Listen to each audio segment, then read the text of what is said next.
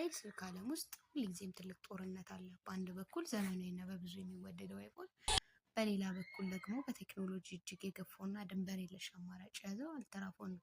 ለመሆኑ በ2026 በካሜራ ጥራት፣ በባትሪ ጥንካሬ፣ በዲዛይን እና በዕለታዊ አጠቃቀም የትኛው ያሸንፋል ትላላችሁ? በዚህ ቪዲዮ ሁለቱንም ስልኮች በዝርዝር እናነጻጽራለን። ለቻናሉ አዲስ ከሆናችሁ ሰብስክራይብ ማድረግ እንዳትረሱ። በቀጥታ ወደ ንጽጽሩ እናልፋለን። በመጀመሪያ የምንጀምረው ከውጭ ውበታቸውና ጥንካሬያቸው ነው። አይፎን የተለመደውና ለአያያዝ እጅግ አመቺ የሆነውን የተስተካከለውን ዲዛይን ይዞ ቀጥሏል። በአንጻሩ ሳምሰንግ አልትራ ስልኮች ሰፋ ያለ ስክሪን፣ ጠንከር ያለ ገጽታና አብሯቸው የሚመጣው ኤስፔ ወይንም ብዕር ይዘው መምጣታቸው ነው። ሁለቱም ስልኮች አሁን ላይ ጠንካራውን የቲታኒየም አካል ወይንም ቲታኒየም ፍሬምን እየተጠቀሙ በመሆኑ በቀላሉ አይሰበሩም። ነገር ግን ለአጠቃቀም ቀለል የሚለው የትኛው ይመስላችኋል? በእጃችሁ ላይ ስትይዙት አይፎን ይበልጥ ክላሲክ ስሜት ይሰጣችኋል። ነገር ግን አልትራ ደግሞ ትልቅና ሁለቱንም ማከናወን የሚችል አምራጭ መሳሪያ እንደያዙ ያስጠረጥሮታል። ወደ ስክሪኑ ስንመጣ ግን ፉክክሩ ይበልጥ ይሞቃል። አልትራ ስልኮች በስክሪን ጥራት ሁልጊዜም ቀዳሚ ናቸው። በተለይ ከፀሐይ ብርሃን ጋር የሚደረገውን ነጸብራቅ የሚከላከለውን አንቲ ሪፍሌክቲቭ ስክሪናቸው አስደናቂ ነው።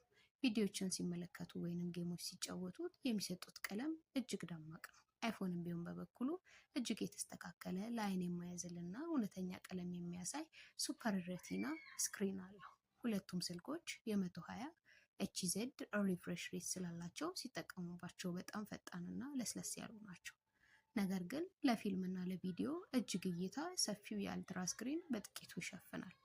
አሁን ደግሞ ወደ ትልቁ የመግዣ ምክንያት እንምጣ።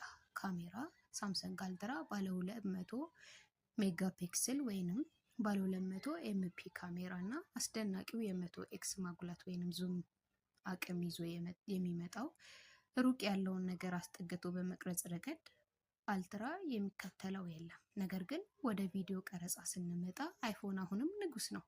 የአይፎን ቪዲዮዎች ይበልጥ የተረጋጉና ቀለማቸው የተስተካከለና በዝቅተኛ ብርሃን ውስጥ ጥራታቸውን የማይለቁ ናቸው። ፎቶግራፍን ማጉላት ከፈለጉ አልትራ፣ ነገር ግን ፕሮፌሽናል የሚመስል የቪዲዮ ቀረጻና የማህበራዊ ይዘት ወይንም ኮንተንት ክሬሽን ላይ የሚያተክሩ ከሆኑ አይፎን ወደር የለውም። በውስጣዊ አቅም ረገድ ሁለቱም ስልኮች ጉልበተኛ ናቸው።